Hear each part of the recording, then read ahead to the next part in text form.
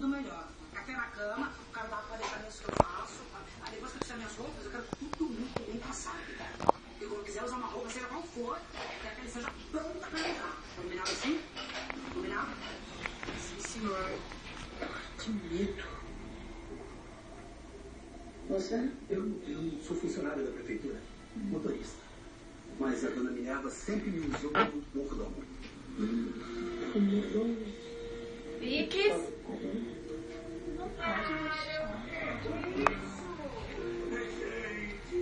Ela pega na orelha dela. E levou tudo. Mas, prefeito, o senhor devia esperar por isso. Mas eu pensei que ela não soubesse os segredos do cofre.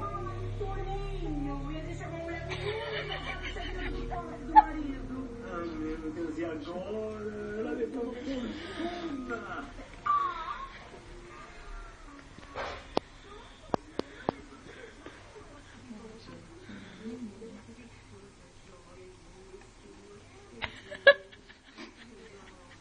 Que judiação.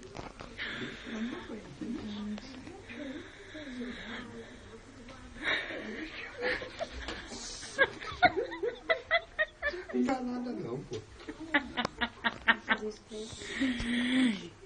Vai dormir, vou deixar. Ó. Que judiação. Ai,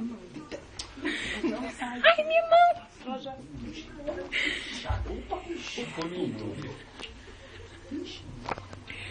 Maldade, gente. Que divertido. A minha mão tá tremendo demais.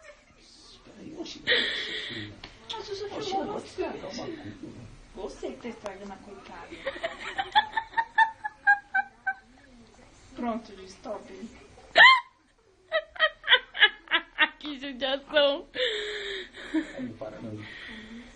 Não para. Ai, esse bicho é ruim. Acho que serviu o exército, né? Agora já era. Arranjou um jeitinho. Ela já deitou. Você consegue esperar um pouco? Não tô conseguindo. Não, agora já era. Agora ela encostou ali.